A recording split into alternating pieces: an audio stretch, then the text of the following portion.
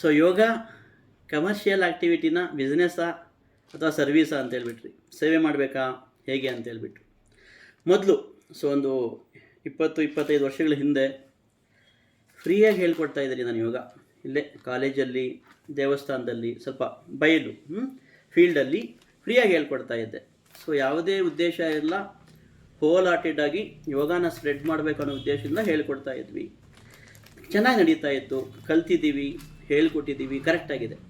ಆದರೆ ಈಗ ನೀವೇ ಯೋಚನೆ ಮಾಡಿ, ಈ ಇಂದಿರಾನಗರ ಆಗ್ಬೋದು, ಜಯನಗರ, ಸದಾಶಿವನಗರ, ಮಲ್ಲೇಶ್ವರಂ, ಹಲಸೂರು, ಈ ಸರೌಂಡಿಂಗ್ ಏರಿಯಾದಲ್ಲೆಲ್ಲ ಸೊ ಎಷ್ಟು ಬಾಡಿಗೆ ಇದೆ, ಎಷ್ಟು ಅಡ್ವಾನ್ಸ್ ಕೊಡಬೇಕು.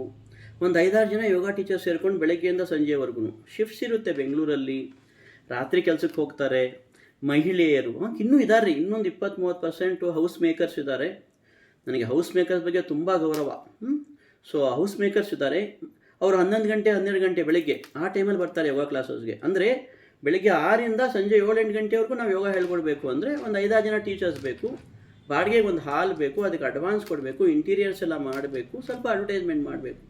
ಇದಕ್ಕೆಲ್ಲ ತುಂಬ ಎಕ್ಸ್ಪೆನ್ಸಸ್ ಆಗುತ್ತೆ. ಸಿಸ್ಟಮ್ಯಾಟಿಕ್ಕಾಗಿ ಕರೆಕ್ಟಾಗಿ ಯೋಗ ಹೇಳ್ಕೊಡ್ಬೇಕು ಅಂದರೆ 5,000 ರೂಪಾಯಿಂದ 8,000 ರೂಪಾಯಿ ಬೇಕು ಒಬ್ಬರಿಗೆ. ಕರೆಕ್ಟಾಗಿ ಹೇಳ್ಕೊಡ್ಬೇಕು ಅಂದರೆ ಈ ಏರಿಯಾದಲ್ಲಿ ಯಾರೋ ಫ್ರೀಯಾಗಿ ಕೊಟ್ಟಿದ್ದಾರೆ, ಫಂಡ್ಸ್ ಇದೆ ಅಂದರೆ ಫ್ರೀಯಾಗಿ ಹೇಳ್ಕೊಡ್ಬೋದು, 100% ಹೇಳ್ಕೊಡ್ಬೋದು. ನಾನು ಏನಕ್ಕೆ ಹೇಳ್ತಾ ಇದ್ದೀನಿ ಅಂದರೆ ಈ ನಡುವೆ ಫ್ಯಾಷನ್ ಆಗೋಗಿದೆ. ಬರ್ತಾರೆ, ಏನಕ್ಕೆ ಯೋಗ ಚಾರ್ಜ್ ಮಾಡ್ತೀರಾ, ಏನಕ್ಕೆ ಇಷ್ಟೊಂದು ಚಾರ್ಜ್ ಮಾಡ್ತೀರಾ, ಇಷ್ಟೇ ಚಾರ್ಜ್ ಮಾಡಿದ್ರೆ ಏನಕ್ಕೆ ಅಷ್ಟೊಂದು ಮಾಡ್ತೀರಾ ಅಂತ ಕೇಳ್ತಾರೆ. ಅವ್ರು ಫ್ರೀಯಾಗಿ ಹೇಳ್ಕೊಡ್ತಾ ಇದ್ದಾರೆ, ಇವ್ರು ಫ್ರೀಯಾಗಿ ಹೇಳ್ಕೊಡ್ತಾ ಇದ್ದಾರೆ. ತಪ್ಪು ರೀ ನೀವು ಅಂದ್ಕೊಳ್ತಾ ಇರೋದು. ಯಾರು ಈ ಥರ ಹೇಳ್ತಾ ಇದ್ದೀರಾ ತಪ್ಪು ನೀವು ಹೇಳ್ತಾ ಇರೋದು. ನೀವು ಹೇಗೆ BA, BCom, BSc, so MSc, software, so BE, medicine ಎಲ್ಲ ಕಲ್ತಿದ್ದೀರೋ ಹಾಗೆ ಯೋಗನೂ ಕಾಲೇಜುಗಳಲ್ಲಿ ಕಲಿಸ್ತಾ ಇದ್ದಾರೆ. BSc ಯೋಗ ಇದೆ, MSc ಯೋಗ ಇದೆ, PhD ಯೋಗ ಇದ್ದಾರೆ, ಅದೇ ರೀತಿ ಕಲಿಸ್ತಾ ಇದ್ದಾರೆ. ಅವ್ರಿಗೆ ಕೆಲಸ ಬೇಕು, ನನಗೆ ಯೋಗ ಮುಖಾಂತರನೇ ಯೋಗದಲ್ಲೇ ಕೆಲಸ ಬೇಕು ಅಂತ ಬರ್ತಾ ಇರೋದು. ಅವ್ರಿಗೆ ಸಂಬಳ ಕೊಡಬೇಕು, ಅವ್ರನ್ನ ಲೈಫ್ ಲೀಡ್ ಮಾಡಬೇಕು ಯೋಗ ಮುಖಾಂತರ. ಯೋಗ ನಮ್ಮ ಪ್ರೌಡ್, ಹೆಮ್ಮೆ ರೀ. ನಮ್ಮ ಯೋಗ ಅನ್ನೋದು ನಮ್ಮ ಹೆಮ್ಮೆ, ನಮ್ಮ ದೇಶದವ್ರು. ಇದು ಸ್ಪ್ರೆಡ್ ಮಾಡೋಣ, ಅರ್ಥ ಮಾಡ್ಕೊಳ್ಳಿ. ಉಚಿತವಾಗಿ ಯೋಗ ತರಗತಿಗಳು ಈಗ ಹೇಳ್ಕೊಡೋದು ತುಂಬ ಕಷ್ಟ, ಅಥವಾ ತುಂಬ ಕಡಿಮೆ ದುಡ್ಡಿಗೆ ತುಂಬ ಕಷ್ಟ. ಸೊ ಗಿಮಿಕ್ಸು, ಗೇಮ್ಸು ಅವೆಲ್ಲ ಮಾಡಿ ಯೋಗ ಹೇಳ್ಕೊಡ್ಬಾರ್ದು. So just go with the professionalism. Professional ಆಗಿ ಯೋಗ ಕಲೀರಿ. ಅದಕ್ಕೆ ಸ್ವಲ್ಪ ಎಕ್ಸ್ಪೆನ್ಸಸ್ ಆಗುತ್ತೆ.